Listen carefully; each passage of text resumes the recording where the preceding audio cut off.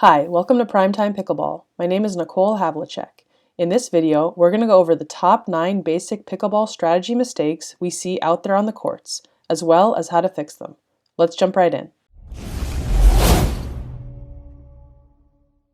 Missing one of our videos is like missing an easy put-away. Don't let that be you. Subscribe now. All right, so the first mistake that we see a lot of players making is something we like to call the wandering server or the drifting server. So let me kind of show you what we see a lot of people doing. What you're going to see a lot of people do, they're going to get ready for their serve, and then they will hit their serve, and then without really noticing it, they're going to drift into the court instead of staying back at the baseline. Here we go.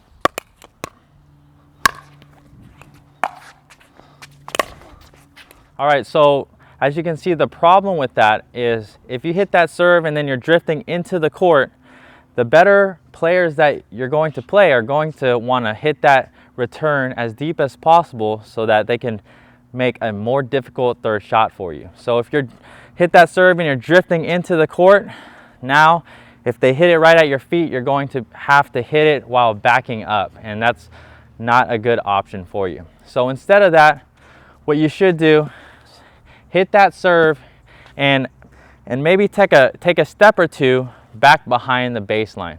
Now this will cancel out all those balls right at your feet, and then you can hit your third shot moving forward. Here we go.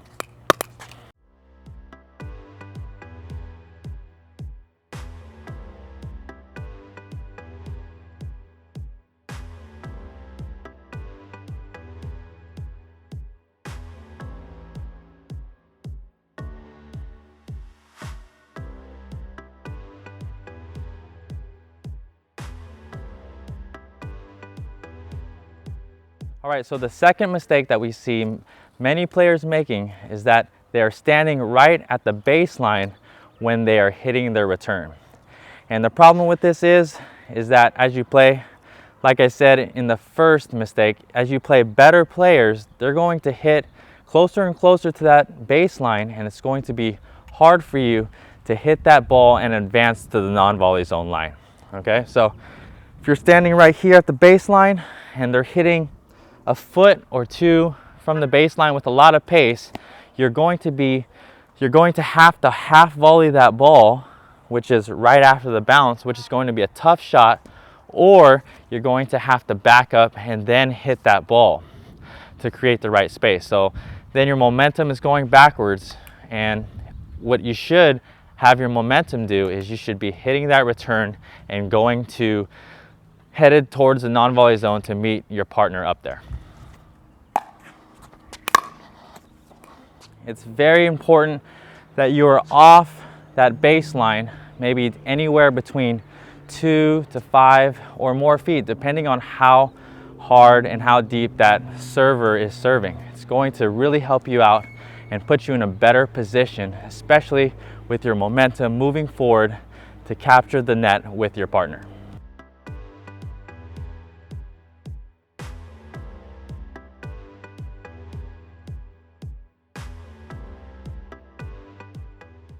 All right, so now let's move on to mistake number 3, which we like to call hitting dead dinks. Now, hitting dead dinks are basically just hitting really safe, conservative, high dinks with almost no spin, and they're very easy to attack. So I'm going to show you right now.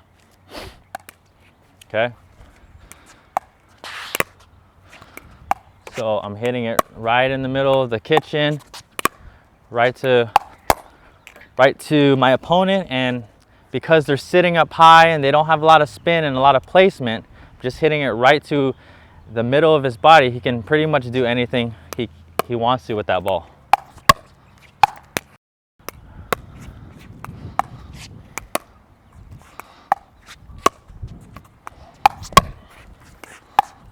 Okay.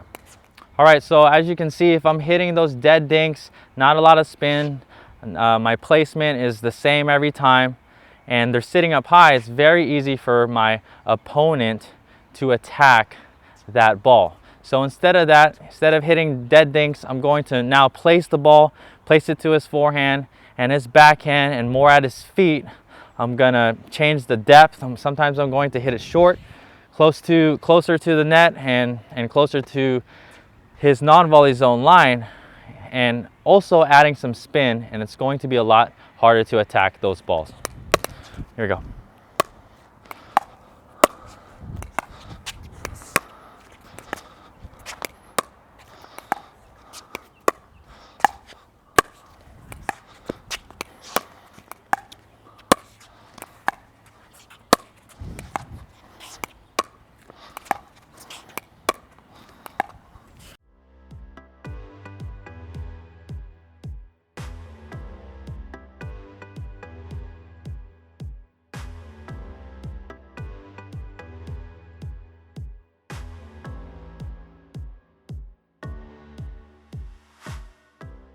All right, so as you can see, moving those dinks around, putting it in different spots, changing the depth of that ball, and also the placement, which is to the body or to the forehand, to the backhand, and adding some spins is really going to help you not set yourself, you and your partner up for those attacking shots. All right, so now let's jump into the fourth mistake that we see a lot of players making, and that is that they are too easily pushed off the non-volley zone line. So either they're not aware of it and they are not holding their ground, making sure it's a habit to stay up there, and they're putting themselves at a more of a disadvantage as they come off the line and they keep backing up or stay at the line or stay off the line for no apparent reason, and they're not noticing it. So here we go. Here's an example of that.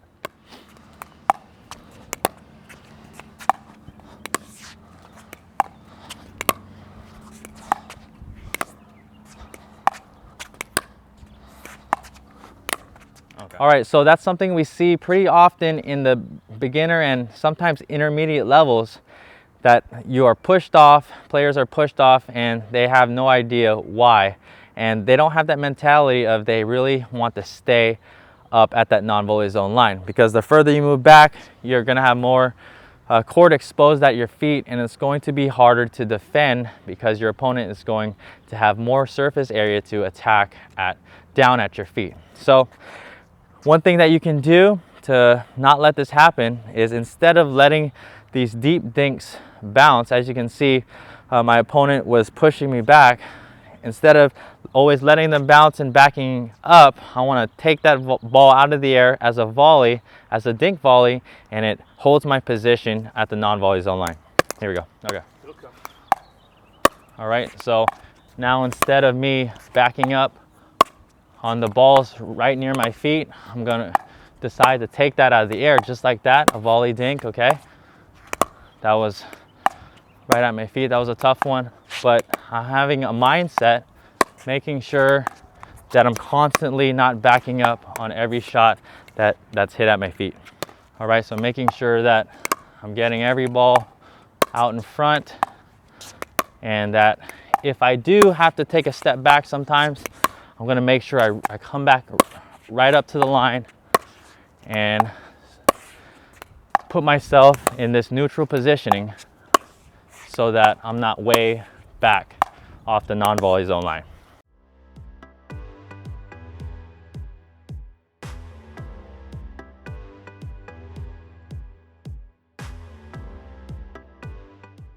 All right, so now on to the fifth mistake that we see lots of players make, and that is having the mentality of playing back at the baseline and trying to win the game back, okay, and not up at the non-volley zone. A lot of players, they're not very comfortable of coming up to that non-volley zone, but what you'll notice as you play better and better players, that the team that dominates the net is going to win the game, okay? So you don't want to be playing from the baseline all the time. You want to make sure that you are always making your way in and coming to the net so that you can be at an advantage as opposed to a disadvantage playing from the baseline. So I'll kind of show you how that looks. Okay, so a lot of players will, especially on the serve, because they have to stay back anyways, because of that second ball, the two bounce rule. When I serve it, the opponent returns, I have to stay back, but what they're going to do is continue just to stay back and play back at the baseline or around the baseline because they feel more comfortable doing this. All right, here we go.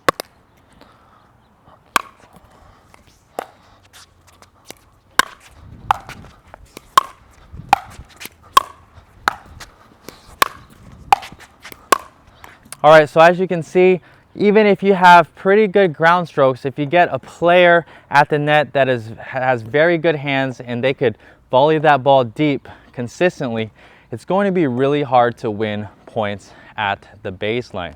So instead, you really want to work on that third shot, drop, or just work on that transition, be comfortable with advancing to that non-volley zone line so that you can give you and your team an advantage.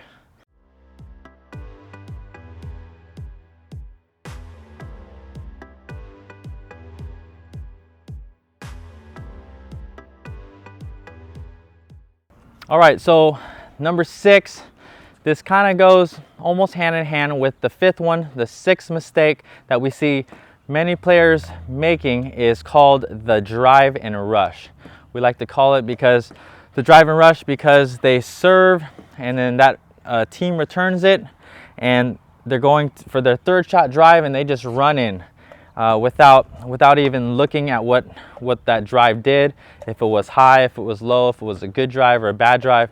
They just hit that drive and they come in and then they get caught while coming in because they're not stopped and they're just running in without regard to how good or how effective that drive was.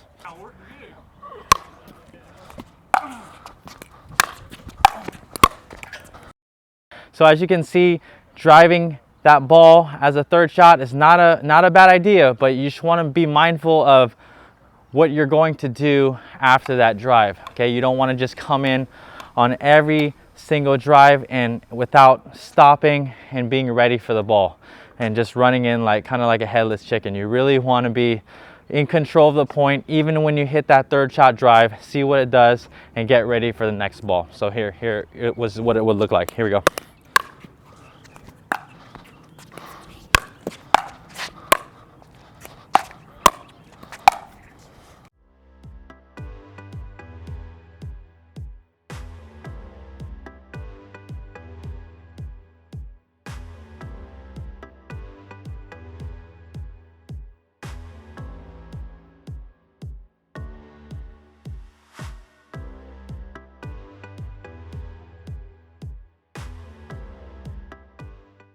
All right, so we're on to mistake number 7, and that is being a spectator on the court. And what we mean by that is after you or your partner hits that ball, you're kind of seeing what's going to happen with that ball instead of anticipating and getting into the correct position. So if you get pulled out wide, or if you or your partner are getting pulled off the court and then there's a gap in the middle, or you know that there's a good chance of your opponents hitting it away from you, you got to make sure you get back into position so that you can play that next ball. All right, so here we go. All right.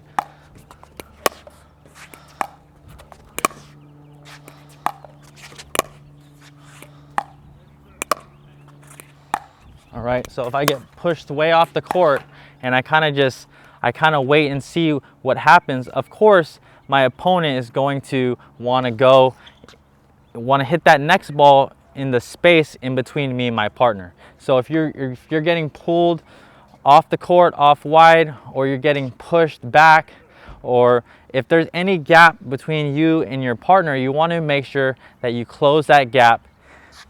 If you get pulled off wide, make sure you get in position again so that you can be ready to play that next ball.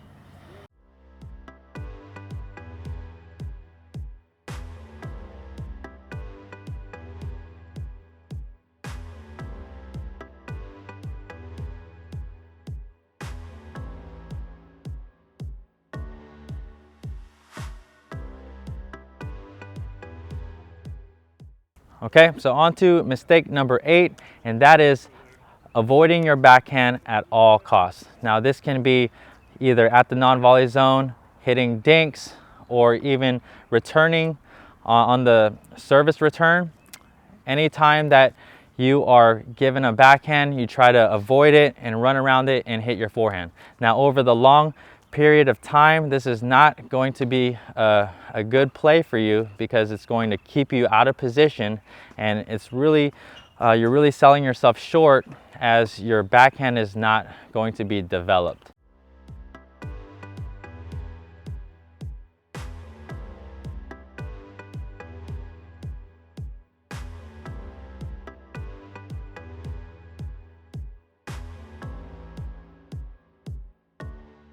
All right, so we're on to number 9, the last but not the least pickleball mistake that we see a lot of players making, and that is playing with too small of a margin. Okay, playing with very small margins. And what this means is that no matter what shot they're hitting, they could be hitting a pretty good shot selection shot, like they're hitting the right shot, maybe it's a cross-court dink or a return to the backhand, but their margins are way too small, so that they are hitting it really close to the sideline or the baseline, and they're going to be missing those balls wide and also deep and out past the baseline, because they are not giving themselves enough cushion and enough margins. Okay, so here's what it looks like.